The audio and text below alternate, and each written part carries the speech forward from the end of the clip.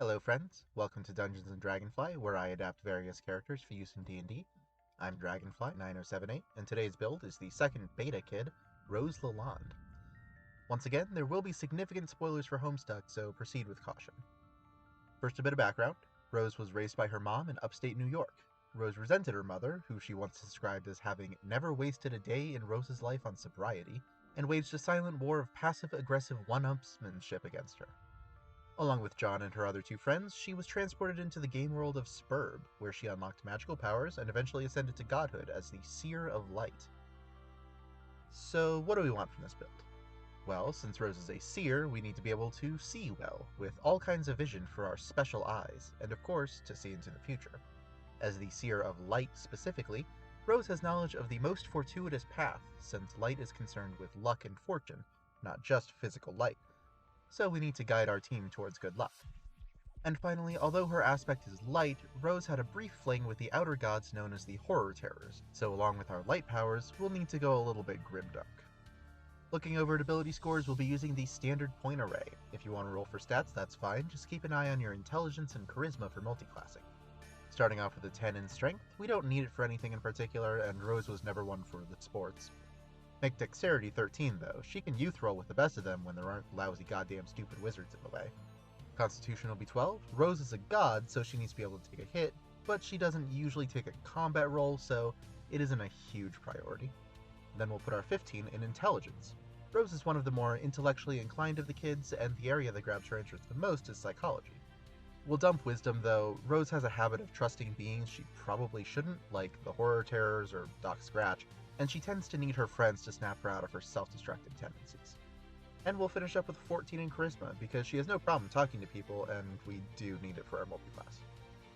Like the other kids, Rose is a human, though she was made in a lab by John due to time slime shenanigans, so we'll go with Variant Human. For +1 to Dexterity and Charisma, Proficiency in Athletics, a free feat, and a free language. For our language, go with Deep Speech so we can understand what the Horror Terrors are saying. Since light is about fortune and luck, the lucky feat gives us 3 luck points per day that we can expend to roll a second d20 when we make an attack, ability check, or save, or when an attack roll is made against us. Then we can choose which roll to use. Rose lived in the woods studying psychology with only a distant mother, some internet friends, and her dead cat to keep her company, so we'll go with the Cloistered Scholar background for proficiency in Arcana and History. We also get 2 languages, but we're actually going to switch both of those out. The first one for a musical instrument proficiency, in this case the violin, and the second one for weaver's tools to get our hands on some knitting needles. We'll start off with a quick dip into Divine Soul Sorcerer, because as a god, Rose has a literally divine soul. For our sorcerer skills, take Insight to psychoanalyze our friends, and Intimidation for when we need to be a little bit scary. Divine Soul Sorcerers get a cleric spell that doesn't count against their number of spells known. I would pick Bless, which lets up to 3 creatures of our choice within 30 feet add a d4 to all of their attack rolls and saving throws for up to a minute depending on our concentration. They're also favored by the gods, letting us add 2d4 to one of our own missed attack rolls or saving throws per rest. We also get to learn cleric spells along with our sorcerer spells, but we'll touch on that a little bit later in the spellcasting section, so for now let's make a pact with the Horror Terrors and jump over to Warlock. Horror Terrors are big, tentacly monstrosities that exist outside of our understanding of time and space, so I'm comfortable calling them Great Old Ones. Our mind is awakened by their horrible speech, letting us speak telepathically to any creature within 30 feet of us, though they can't reply in the same manner. We also get 2 Eldritch Invocations, which are a great way to enhance our vision. Eldritch Sight lets us cast Detect Magic at will without expending a spell slot, and Devil's Sight lets us see normally in darkness out to a range of 120 feet, both your average everyday darkness and advanced magical darkness. At 3rd level, we get to pick a Pact boon, and while I do like the idea of taking Pact of the Blade to create the formidable Thorns of Oglagoth, it feels more fitting to go with the Pact of the Tome for Rose's Grimoire of the Zoologically Dubious, since that's where she learned of the Horror Terrors in the first place. The Pact of the Tome gives us 3 cantrips from any list, and makes them into Warlock cantrips for us. Chill Touch is a ranged spell attack that deals up to 4d8 necrotic damage, and stops the target from regaining HP per turn. Mind Sliver deals up to 4d6 psychic damage to a creature that fails an intelligence save, and subtracts a d4 from the next save they make before the end of our next turn. And Toll the Dead deals up to 4d8 necrotic damage to a creature that fails a wisdom save. If the creature is missing any of their HP though, the damage dice bump up to d12s instead. 4th level Warlocks get our first ability score improvement. The Human Determination feat will increase any of our ability scores by 1, I would round off that odd charisma, and also lets us get our advantage on an attack roll, ability check, or saving throw once per rest. 5th level Tome Warlocks can pick up Far Scribe, letting us have a number of creatures equal to our proficiency bonus write their names in our grimoire. Once their name is written there, we can cast Sending at will with that spell slot, to send them a 25-word message regardless of the distance between us. Unlike the regular sending spell, we write the message in our book, and their reply appears there as well. So it's instant written communication with a select group of people across any distance, even between dimensions. That's right, I got fucking pester logs in this build. We aren't quite done with the Horror Terrors yet, though. At 6th level, the Great Old Ones give us an Entropic Ward to pull a Vriska and gank our enemy's luck for ourselves. Once per rest, we can use our reaction to give a creature disadvantage on their attack roll against us.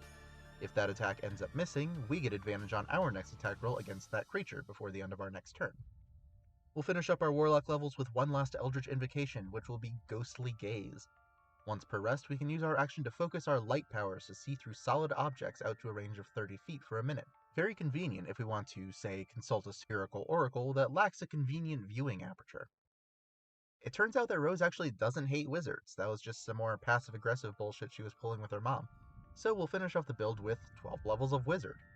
I don't know if it really counts as finishing off the build if it's more than half of it, but meh.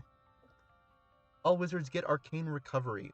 Once per day, when we take a short rest, we can recover expended spell slots whose total level is no more than half of our wizard level, none of which can be higher than 6th level. As a seer, we need to have Sight Beyond Sight, so join the School of Divination to get portents. Whenever we take a long rest, we can roll 2 d20s and note down the results. Then, when we or a creature we can see rolls an attack, ability check, or save, we can choose to have them not make the roll, and use one of our noted down rolls instead. Each portent can only be used once, and any that aren't used are lost the next time we take a long rest. We're also a Divination Savant, meaning it takes us half the time and gold as usual to copy down divination spells in our grimoire. Light players are often fountains of exposition, and Rose is no exception. The Historian feat rounds off our intelligence to 16, doubles our proficiency bonus for history checks, and lets us lecture our friends to help them. Whenever we take the Help action to give an ally advantage on an ability check, we can also make a DC 15 history check. If we succeed, our friend adds our proficiency bonus to their ability check, in addition to rolling the check with advantage because of the Help action. At 6th level, we become an expert at casting divination magic. Whenever we cast a divination spell of at least 2nd level, we regain one spell slot that is both lower than the spell we cast and no higher than 5th level. Honestly, the level restrictions on this and Arcane Recovery aren't that big a deal since we aren't actually getting any spells higher than 6th level, though we do get one 7th level slot through our multiclass. 8th level wizards get our next ability score improvement, and we'll just bump intelligence to 18 for better spells and exposition. At 10th level, divination wizards obtain vision threefold by opening their third eye. Once per rest, we can use our action to enhance our vision by either gaining dark vision out to 60 feet, the ability to see into the ethereal plane out to 60 feet, the ability to read any language, or the ability to see anything that's invisible within 10 feet. We already have Devil's Sight, so we can ignore the dark vision, but the others can be useful. Whichever we choose, our vision is enhanced until the next time we take a rest. Our capstone is the 12th level of Wizard for one last ability score improvement, and really this one is dealer's choice. Boosting Dexterity, Constitution, Intelligence, or Charisma by 2 are all decent choices, but I'm going to go with the Tough feat for an extra 40 HP at level 20. Looking over at Spellcasting, we ended up as a 13th level caster with 2 extra 4th level spell slots from our Warlock levels. Between our 3 Spellcasting classes and our Pact of the Tome, we ended up with 15 different cantrips. Most of them are solid damage options like Sacred Flame, Eldritch Blast, and Firebolt, but we'll also take Guidance to give cryptic advice that boosts our friends' ability checks by a d4, as well as Light and Dancing Lights to provide illumination for those who aren't quite as gifted as we are in the vision department. For first level spells, Guiding Bolt shoots a laser that deals 4d6 radiant damage on a hit and makes the target glow slightly, giving the next attack against it advantage. Dissonant Whispers unleashes the Blood Eldritch Throes of the Broodfester tongues on a creature within 60 feet, forcing them to make a wisdom save. If they fail, they take 3d6 psychic damage and immediately have to use their reaction to move as far as they can away from us. We also get Gift of Alacrity to get some minor glimpses of the future, adding 1d8 to either our initiative rolls or an ally's for up to 8 hours. Fortune's Favor effectively gives us or another creature a free use of our Lucky feat for an hour, and Mind Spike is the only divination spell that actually deals damage, forcing a wisdom save on a creature within 60 feet and dealing 3d8 psychic damage on a fail. It also lets us know exactly where that creature is for the next hour, as long as we're on the same plane of existence. We'll pick up Sending from the Warlock list so we can pester people who aren't in our chum roll, and Fly from the Wizard list for 60-foot fly speed.